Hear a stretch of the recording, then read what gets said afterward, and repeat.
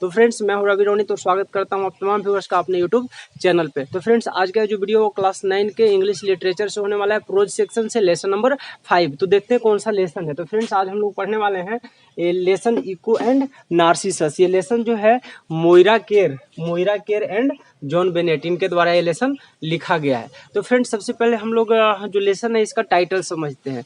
Actually eco का मतलब इस लेसन के अकॉर्डिंग इको का मतलब इको होगा एक नाम है, नेम है, नाउन है, और नार्सिसस का मतलब भी नार्सिसस भी एक नाम है, यानी कि दो लोगों का ये स्टोरी है। तो सबसे बड़ी बात कि इस लेसन का दूसरा टाइटल क्या हो सकता है। ऐसे टाइटल तो इको एंड नार्सिसस ही होगा, यानी कि इको और नार्सिसस, लेकिन दोनों का अपना अपना मीनिंग होता है फ्रेंड्स। इको का भी अलग मीनिंग होता है और नार्सिसस का भी अलग मीनिंग होता है। तो इको का मतलब आपने साइंस में पढ़ा होगा, फिजिक्स में। इको का मतलब होता है प्रतिध्वनि, जबकि नार्सिसस एक फ्लावर का नाम है। नार्सिसस का मतलब होता है नरगिस का फूल। तो फ्रेंड्स बहुत ही अच्छी कहानी है, ग्रीक माइथोलॉजी से इसको लिया गया है। तो हम लोग देखेंगे कि इस लेसन में क्या है, लेकिन इससे पहले अबाउट द ऑथर सेक्शन में चलेंगे, यानी कि ऑथर के बारे में क्या बताया गया है। तो कम बैक होते हैं, अब अबाउट द ऑथर सेक्शन में आते हैं।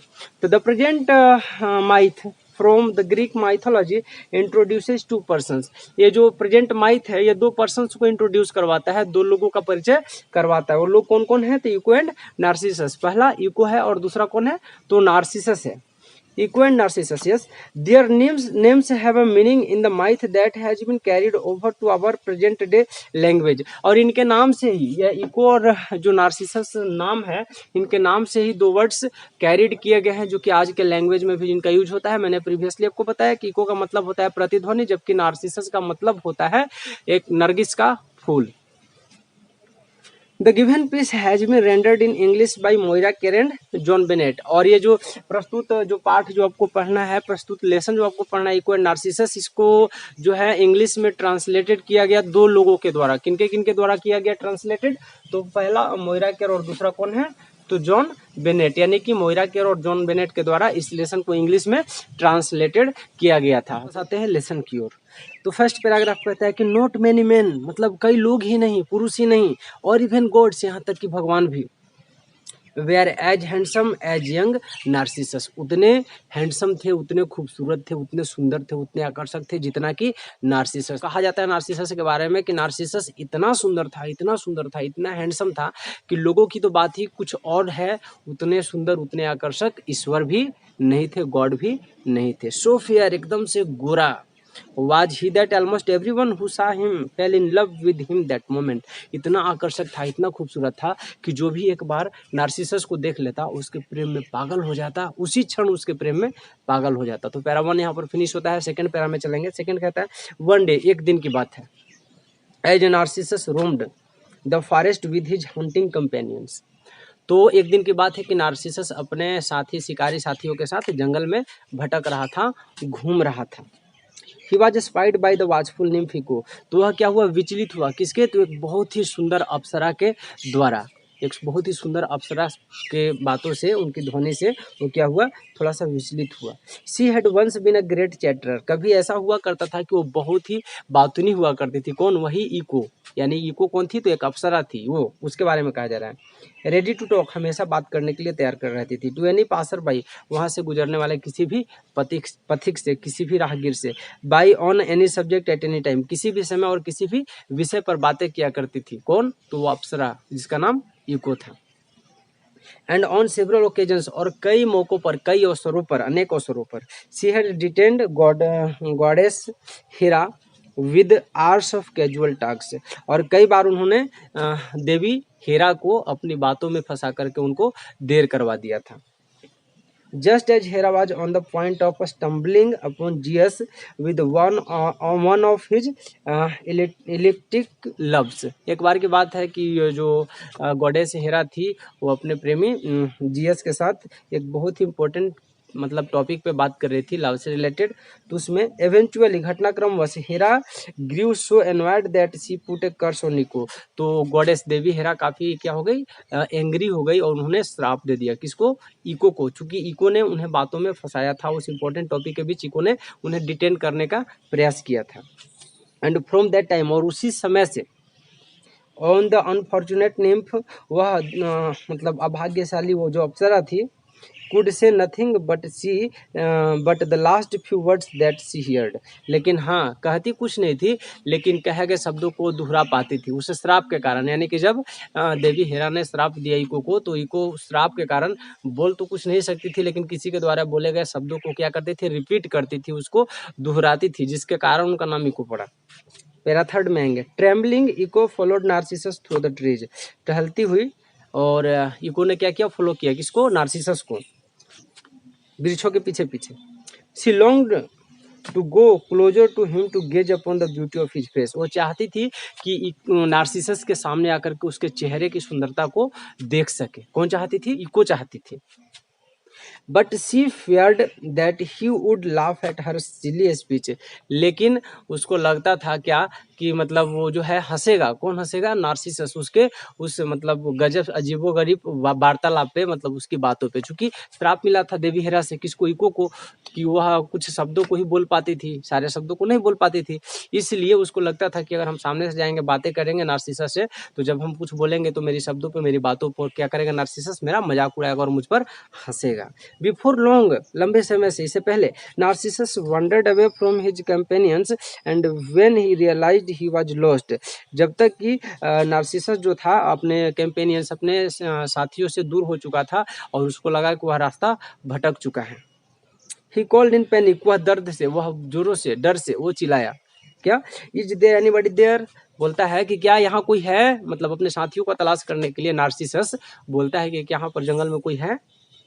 तो फोर्थ, हियर कॉल्ड इको, तो इको कहती है कि हियर, यहाँ। एक्चुअली नेक्स्ट जो है कि इको कुछ ही शब्दों को दोहरा सकती थी, पूरे शब्दों को दोहरा नहीं सकती थी। क्यों नहीं ऐसा कर सकती थी, क्योंकि गॉडेस हेरा का उसको श्राप मिला हुआ था। पैरा 5 में आएंगे, मिस्टिफाइड बाय दिस रिप्लाई। इस उत्तर से जो काफी जो है आश्चर्य में पड़ा हुआ था। कौन, तो यहाँ पर बात होती है किसके बारे में, तो नार्सिसस के बारे में। नार्सिसस सुटेड, कम, नार्सिसस जोर से चीखता है कि कम। पैरा 6 में आएंगे, कम सूटेड इको, तभी इको जोर से बोलती है कि कम। यानी कि चूंकि आपको पता है कि लास्ट वाला सेंटेंस को जो है रिपीट कर सकती थी इको। पैरा 7 में आएंगे, Narcissus was convinced that someone was playing trick of him on him. तो नार्सिसस इस बात से कन्विंस्ड था, उसको पता लगा, उसको ऐसा लगा कि उसके साथ कोई खेल खेल रहा है, कोई ट्रिक खेल रहा है। चूंकि नार्सिसस के लास्ट वाले शब्द को जो ना रिपीट किया जा रहा था, तो ऐसा लग रहा था कि कोई मेरे साथ मजाक कर रहा है, मेरे साथ कोई ट्रिक खेल रहा है। पैरा 8 में आएंगे, why are you avoiding me, he called. Narcissus कहता है कि तुम मुझे अवॉइड क्यों कर रहे हो। The only answer he heard was his own question repeated from the woods. तभी जंगल में से एक आवाज आती है, बस उत्तर वही था जो वो लास्ट में बोला था, उसके लास्ट वाले साउंड को ही यहाँ पर फिर से रिपीट किया गया था, दोहराया गया था। पैरा 9 में आएंगे, come here and let us meet pleaded Narcissus. Narcissus ने अनुरोध करते हुए, विनय करते हुए, विनती करते हुए कहा कि सामने आओ, मेरे सामने आओ, मुझसे मिलो, कौन हो तुम। पैरा 10 में, let's meet, Echo answered delighted. तो इको ने भी बड़े खुशी खुशी आंसर किया कि चलो हम लोग मिले, लेट अस मीट। पैरा 11 में आएंगे, she overcame her shyness and crept from her hiding place to approach Narcissus. उसने अपने शर्म को, साइनेस को त्यागा और मतलब जो छुपी हुई थी वहां से निकल करके नार्सिसस के सामने आ गई। But he satisfied now that he had solved the mystery of the voice. लेकिन नार्सिसस तो इस बात से खुश था कि उसने उस आवाज के मिस्ट्री को, रहस्य को सोल्व कर लिया था, इस बात से वो खुश था। रफली pushed her away and ran, और उसने बहुत ही रूखेपन से उसको धक्का दिया। किसको, कौन धक्का दिया, तो नार्सिसस ने धक्का दिया किसको, इको को धक्का दिया और वहां से भाग खड़ा हुआ। पैरा 12 में आएंगे, I would die before I would have you near me. He shouted mockingly over his shoulder. और वो कहता है कि I would die before I would have you near me. कहता है क्या नार्सिसस कि इससे पहले कि मैं तुम्हारे नजदीक आऊँ, मैं अपने आप को खत्म कर लूंगा, मैं मर जाऊंगा, मैं ऐसा कभी नहीं कर सकता हूँ। He shouted, वो जोर से चिल्लाया, mockingly, और जो ऐसा लगा कि जैसे उसका मजाक उड़ा रहा हो। किसका, तो इको का। कौन, तो नार्सिसस। और कहता है ओवर ही शोल्डर, उसको जोर से धक्का देता है और वहां से भाग खड़ा होता है। पैरा 13 में आएंगे, हेल्पलेस, एकदम से असहाय। Echo had to call after him, Echo भी उसके पीछे पीछे बुलाती हुई, चीखती हुई दौड़ी। I would have you near me, वो कहता है कि मैं तुम्हें अपने पास लाऊंगी। 14 the nymph was so embarrassed, और उस घटना से वो जो अप्सरा थी, वो जो परी थी इको, वो एकदम से असेम्ड हो गई, एकदम से लज्जित हो गई, शर्मसार हो गई। एंड असेम्ड दैट, और इतना लज्जित हो गई कि she hide herself in a dark cave, उसने क्या किया, अपने आप को एक अंधेरे गुफा में छुपा लिया। कौन? इको ने अपने आप को कहाँ छुपा लिया? एक अंधेरे से गुफा में छुपा लिया। And never come into the air and sunlight again, और इसके बाद कभी भी, इतनी अधिक शर्म, मतलब वो मतलब शर्म में डूब गई थी कि कभी भी उस अंधेरे गुफा से कभी भी प्रकाश में नहीं आया और हवा में, स्वच्छ हवा में नहीं आया, यानी कि उस गुफा से बाहर कभी भी उसके बाद नहीं निकली। Her youth and beauty withered away, उसकी युवावस्था और सुंदरता दोनों धीरे धीरे क्या हो गया, विदर्ड अवे, दूर चले गए, यानी कि खूबसूरती भी जाती रही और उसका अवस्था भी ढलती रही। And her body became so shrunken and tiny, और उसकी बॉडी इस तरह से मतलब क्या हो गया, तो बिकेम सो श्रंकन, एकदम से सिकुड़ गया, एंड टीनी, इतनी दुबली पतली हो गई, that eventually she vanished all together, ऐसा हुआ कि मतलब कुल मिलाकर के ऐसा मानो कि मतलब धीरे धीरे वो मतलब बहुत दुबली पतली हो गई, या कह सकते हैं कि मर गई वहीं पर। All that was left was the pathetic voice that still roams the world, और ऐसा कहा जाता है कि उसके बाद उसका जो है वही पैथेटिक वॉइस रह गया जो अभी भी रोम करता है, पूरे दुनिया में भटकती है। जैसे आप जोरों से कभी आवाज़ लगाते हैं खुले आसमान के नीचे या कहीं भी, तो ऐसा लगता है कि कोई भी जो है आपके वर्ड को क्या कर रहा है, वो आपके साउंड को क्या कर रहा है, रिपीट कर रहा है, आप तक वापस भेज रहा है। तो ऐसा माना जाता है कि उसी इको की आवाज़ है जो आज तक सभी लोगों की आवाज़ को क्या करता है, डिटेन करता है, पीछा करता है। एनेक्सियस टू टॉक, ऐसा लगता है कि मानो आपसे बात करने के लिए एनेक्सियस हो, एकदम से अधीर हो आपसे बातें करने के लिए। At able only to repeat what others से, और वो क्या करता है, बस इतना ही कर पाता, इको का ध्वनि यही इको कर पाती है उसकी आत्मा कि आपके ध्वनि को रिपीट कर देती है, दोहरा देती है। 15 poor Echo was not the only one to be treated brutally by Narcissus, वो गरीब, वो असहाय सी केवल इको ही नहीं थी जिसे कि नार्सिसस ने बैडली ट्रीट किया था, नार्सिसस ने उसके साथ मतलब गलत किया था। मतलब इको तो खूब चाहती थी नार्सिसस को, लेकिन नार्सिसस ने उसको इग्नोर किया। इको एक अकेली ऐसी युवती अप्सरा नहीं थी जिसे नार्सिसस ने बैडली ब्रूटली ट्रीट किया था, बहुत सारी स्त्रियां थी, युवतियां थी जिसे इको ने बहुत ही बैडली, बहुत ही ब्रूटली ट्रीट किया था। ही had played with many hearts, उसने कई दिलों के साथ खेला था, यानी कई दिलों को उसने क्या किया था, मतलब कई लोगों को, कई स्त्रियों को उसने, नार्सिसस ने नाराज किया था, उनके साथ भी जो है यही हाल किया था जो कि उसने इको के साथ किया था। एंड एट लास्ट, और अंत में, one of those he had scorned prayed to the gods that Narcissus would some day find himself scorned by one of the he loved.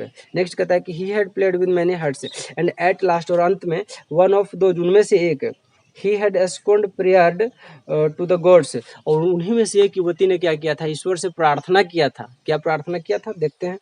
That की नार्सिसस वुड सम डे, कि Narcissus भी एक दिन find himself scorned by one he loved, और उस युवती ने प्रार्थना किया था कि हे ईश्वर, एक दिन ऐसा भी टाइम आए, जिस तरह से नार्सिसस ने हमारे साथ मतलब गलत व्यवहार किया है, हमें इग्नोर किया है, और मैं उसके प्रेम में हूँ लेकिन फिर भी उसने मुझ पर ध्यान नहीं दिया, मुझे मतलब ब्रूटली ट्रीट किया। तो हे ईश्वर, एक दिन ऐसा टाइम है कि जब इको भी किसी के प्रेम में पागल हो जाए, जिस तरह से मैं उसके प्रेम में हूँ।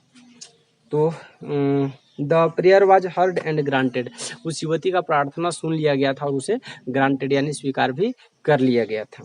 तो 16 कहता है, जो कि सेकंड लास्ट पैरा है इस लेसन का, वो कहता है कि tired and thirsty from his hunting, अपने शिकार से थका हुआ, टायर्ड एंड थर्स्टी, और प्यासा हुआ, वो जो नार्सिसस था, Narcissus threw himself down beside a still clear pool to drink, तो बहुत मतलब थका हुआ भी था शिकार करते करते और जोरों की प्यास भी लगी थी, तो अपने आप को कहाँ लाया, तो एक पुल के नज़दीक लाया। पुल कहने का मतलब एक छोटा सा तालाब टाइप का, वहाँ पे जहाँ पर पानी पीने के लिए हो गया, कौन, तो नार्सिसस।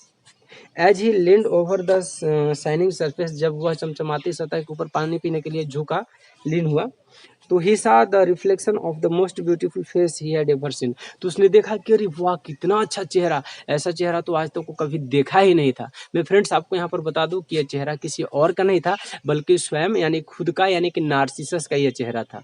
नार्सिसस ने इस ऐसा चेहरा को पूरे लाइफ में पहले कभी देखा नहीं था, इतना आकर्षक, इतना सुंदर, इतना हैंडसम सा चेहरा कभी नार्सिसस ने देखा नहीं था पूरे दुनिया में। And from time to time murmuring words of love, और तभी उसे प्रेम हो गया, किससे, नार्सिसस को, उस चेहरे से, यानी कि नार्सिसस को अपने आप से प्रेम हो गया। At last his body withered away and become the stem of a flower. और वैसे ही खड़ा रहा, मतलब इतना उस चेहरे को पानी भी नहीं पीता है वहाँ नार्सिसस। नार्सिसस वहाँ पर पानी भी नहीं पीता है, उस चेहरा को देखते रहता है। और इतना अच्छा चेहरा तो पहले वो कभी देखा नहीं था, तो वो क्या करता है, पानी भी नहीं पीता था, वैसे ही देखता रह जाता है, उसी कंडीशन में, उसी मुद्रा में, उसी पोस्चर में खड़ा रह जाता है और कुछ नहीं कर पाता है। और धीरे धीरे उसका जो बॉडी है वो क्या होता है, विदर्ड हो जाता है, मतलब मुरझाने लगता है, सिकुड़ने लगता है। Away and become the stem of a flower. और उसका शरीर क्या हो गया, एक फूल का तना बन जाता है, स्टेम ऑफ द फ्लावर बनता है। And his head the lovely gold. और उसका सिर जो है बहुत ही प्यारा, आकर्षक का सुनहले रंग का बन जाता है। एंड वाइट ब्लोसम्स, मतलब सुनहले और उजले रंग का जो है ब्लोसम्स जो खिलने लगता है। Which still looks into quite pools and is called Narcissus. जो अभी भी हमें कभी कहीं तालाब में या फिर मतलब जल जहाँ पर जल का जमाव होता है वहाँ पर कभी कभी ये दिख जाता है, वो फ्लावर जिसे हम लोग कहते हैं नार्सिसस, जिसे कहते हैं नरगिस का फूल। जनरली हम लोग देहात में जो कुकुरभेट या इस टाइप का जो फ्लावर होता है, जिसका स्टेम मतलब मिट्टी तक लगा रहता है तना, और उसके ऊपर एक फ्लावर खिलता है जो मतलब पीले रंग का और उजले रंग का होता है, वही फूल को, उसी फ्लावर को हम लोग नार्सिसस का फूल कहते हैं, उसी को हिंदी में कहते हैं नरगिस का फूल। तो फ्रेंड्स, आप लोगों को ये स्टोरी कैसी लगी आप मेरे कमेंट सेक्शन में जरूर बताएं, और मैं उम्मीद करता हूँ कि आपको ये वीडियो अच्छा लगा हो तो काइंडली लाइक करें। Thanks to watch my video. Please like, share and subscribe my channel.